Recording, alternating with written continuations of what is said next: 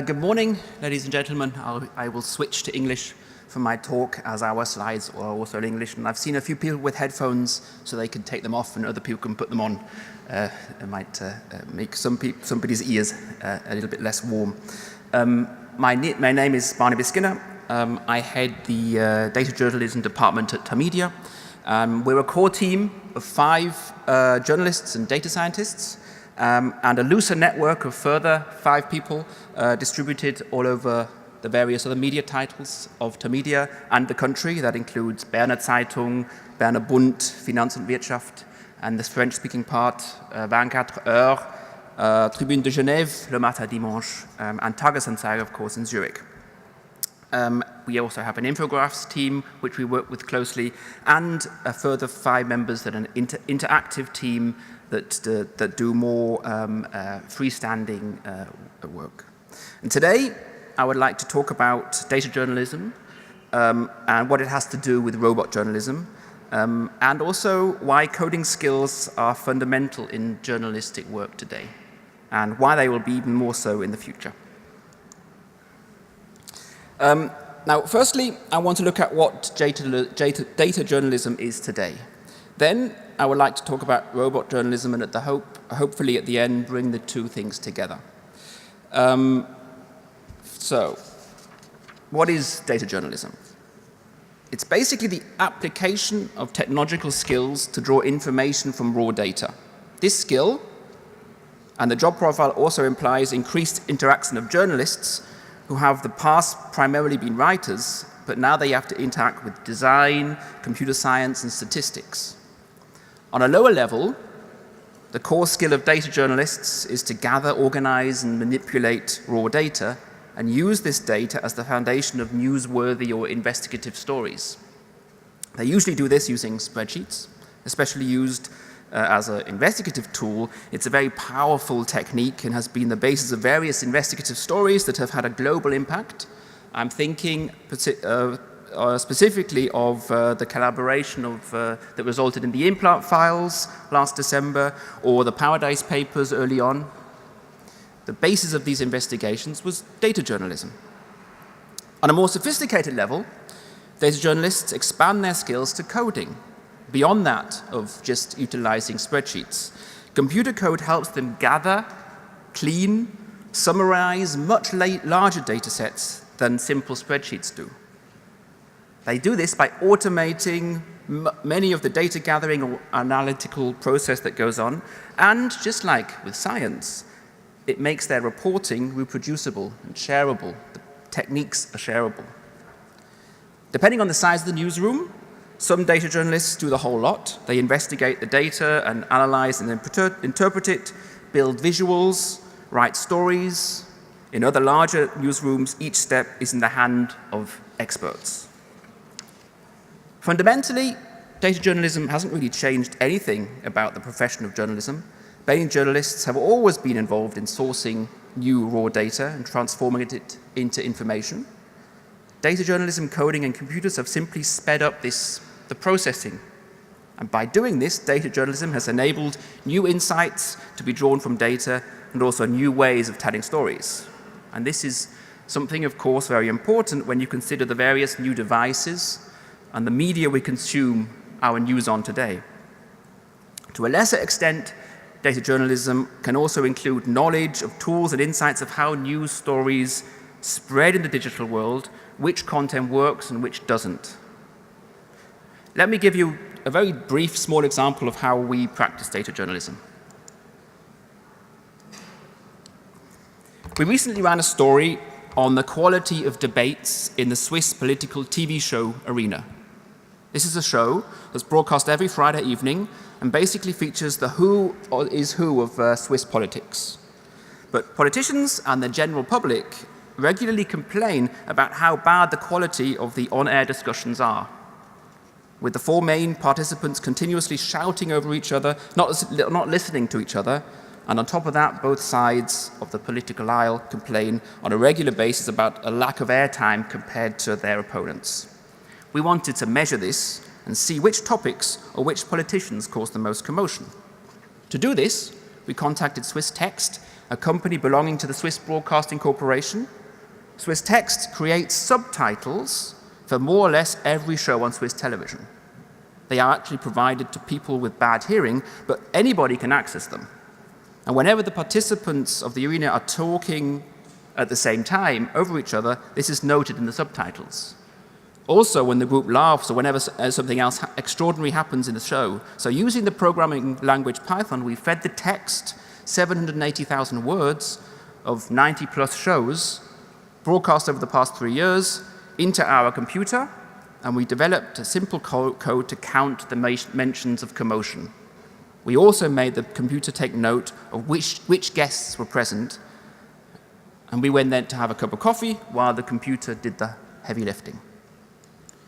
The results enabled us to statistically prove that whenever Christoph Blocher, the leader figure of the Swiss People's Party in Switzerland, a right-wing party, is a guest show, the commotion increases. We could even work out a recipe for calmer discussions with less commotion, because whenever a Swiss minister takes part, the commotion decreases, especially when that minister is female, interestingly enough. Now, of course, this story is not going to change the world, but it highlights how simple speed of computation can help journalists tell comparing stories. Because once we had the data, in this case unstructured text data, the subtitles of the shows, it took us a couple of hours to complete the analysis, and we also laid the foundation for more meaningful analysis, for instance looking at how political topics fluctuate in the program. What has this got to do with robot journalism? A lot. But let me talk about robot journalism a little bit first. Just about every big media company is currently experimenting with robot journalism. You have the Associated Press, Forbes, the LA Times, the Washington Post. AP produces around 40,000 automated stories last year, mostly in business and sports. Let me read you a short passage from such a text. It's from a baseball game. Jonathan Davis hit for the cycle as the New Hampshire Fisher Cats topped the Portland Sea Dogs 10-3 on Tuesday. Davis doubled in the first, homered in the second, singled in the fourth, and tripled in the sixth. New Hampshire had a big 5-run second inning in the blowout victory. Not the most exciting text, I admit, but for a fan of the New York Hampshire Fisher Cats or the Portland Sea Dogs, desperate to find the result of their favorite team and possibly a little bit more information, possibly an intriguing and exciting read. Now, it's no coincidence that I chose an example of baseball. The more raw data you have, the more sophisticated the automatically generated texts can become. And baseball is notoriously well documented when it comes to data. Basically, what computer programs do is to organize and present data in a human-readable way. Typically, the process involves an algorithm that scans the data, selects from assorted pre-programmed article structures, orders key points, it inserts details such as names, places, amounts, rankings, stats, other figures, and the most sophisticated outputs can even be customized to fit certain voice, tone, or style. We're far from anything like artificial general intelligence, where an algorithm actually decides on whether a story is relevant and then writes freely. In a robot journalism I'm referring to here and what's happening today, there is still a lot of human writing involved. Every little text variant is actually written by a human, and the algorithm selects the bits and pieces according to the data or according to whoever is reading the story. It really isn't rocket science, and still this technique fundamentally speeds up the process of journalistic writing and also increases the volume of news production. During the Olympic Games 2016, for instance, the Chinese site and app Toutao published 450 automated articles without officially actually having any written staff. In the background, of course, there were a lot of people writing. Stories were published sometimes seconds after a competition was over. How well these articles were read, we don't know. Toutao has never released the figures, but the Olympic Games 2016 may well be known as the first major sports event to be covered by robot journalism. Now, I'd like to talk a little bit more about Tamedia's experiment with robot journalism.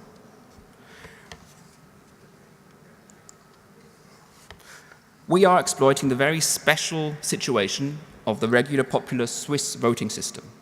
4 times a year, the Swiss population votes on things like whether to stop building minarets, or whether to increase the amount of legally binding holidays, or whether to adapt European gun laws. The next vote is actually on that, whether to adapt European gun laws.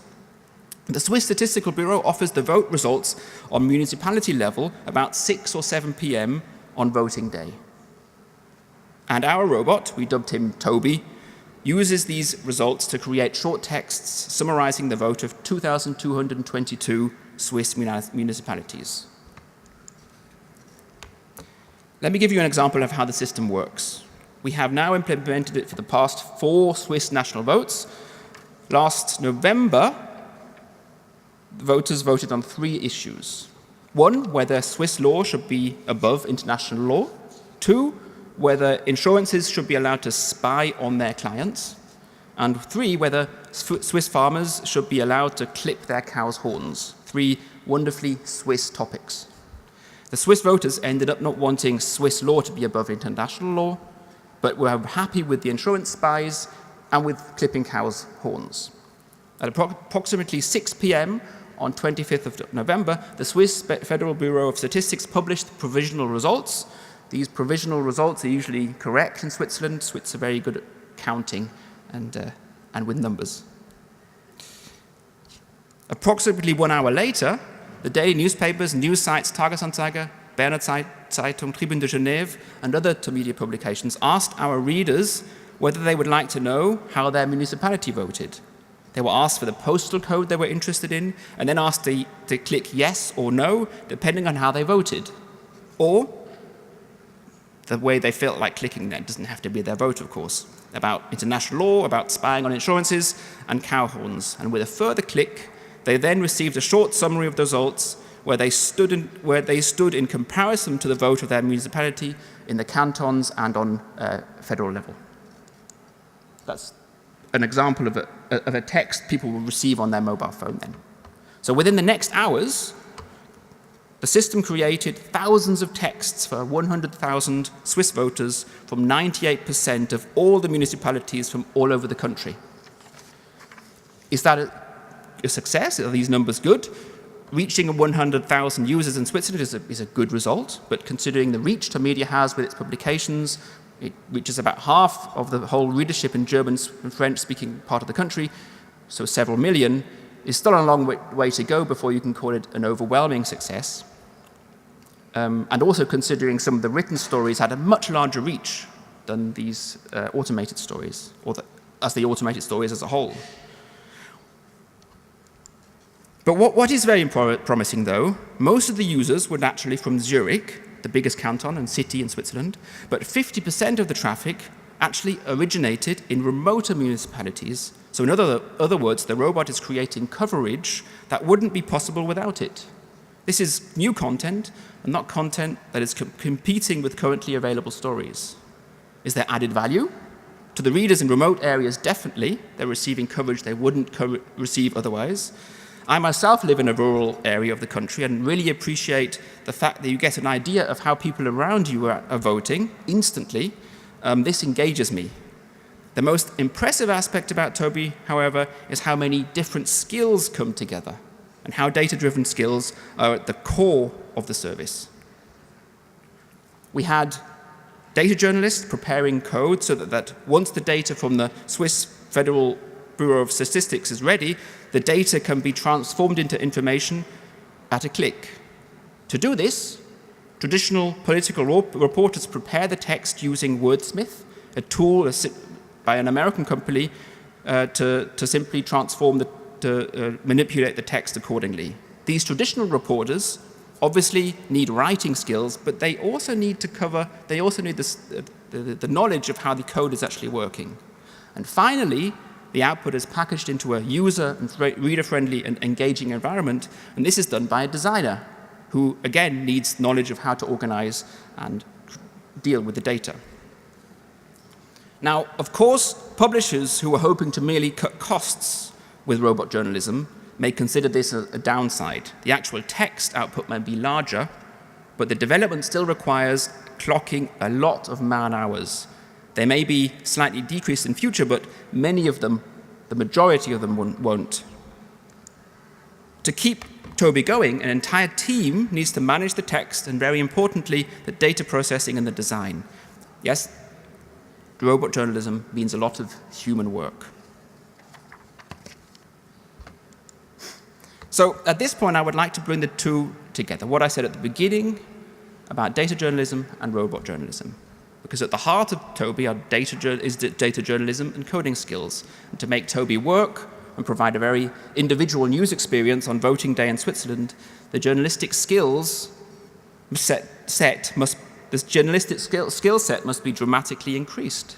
Journalists no longer just write and have deep knowledge on the political implications of the voting results. Journalists also need coding skills to analyze the data and prepare the analysis for voting day. They need knowledge of all various outcomes that can be predicted to prepare the text, and they need knowledge of how to design the results targeting mobile users. This doesn't have to be done by one single person, of course, impossible probably, but it's teamwork. And there are, of course, more results, again, as a kind of side product of the domain development that can fundamentally improve the quality of journalism. I'll give you a few examples. We've processed the data and we know how it is structured, so within a few seconds, we can also work out which communities voted very tightly. This could provide a nice material for detailed feature story at a later point. Another insight would be to understand how much the weapons vote is actually a vote on Europe, or whether it's a vote on actually weapons in Switzerland. Or many code snippets we develop we will be able to integrate into new workflows. Like last weekend, we experimented with a personalized robot to give people their results in the GP, a large race in the city of Bern. People can provide their name, and they get a little personalized report of how they competed within the large group. Fundamentally, though, my message is that robot journalism remains a craft, and with artificial general intelligence such a long way to go, at least that is the way it seems currently, journalists are by no means made redundant by robot journalism. Their skill set just needs to be increased. In other words, and applying this thought not to merely journalism, but to all fields, AI and coding are not replacing entire professions, but rather substituting specific professional tasks. Lawyers are employing code to calculate the probability of a certain outcome in court. Radiologists are using algorithms to diagnose cancer. And journalists are using code to gather new data and make new insights to increase their journalistic output and even to provide personalized experiences for their readers. The truly heavyweight development obviously demands highly trained computer and data scientists. But the application of their developments requires data-literate lawyers, doctors, or journalists. In other words, professionals in the modern-day workspace must acquire basic programming skills, giving them the lingo to mingle in the open-source community to discover powerful coding libraries for like the statistical kit pandas or the machine learning tool scikit-learn. Because I really believe that in the workplace of today, all the tools they are for free, the ideas and the data, and most importantly, the knowledge of how to use and analyze this data carry value. And this is why I believe journalism to have a very, very bright future. Thanks a lot for your attention. I'm available for questions if we have any time left. Thanks.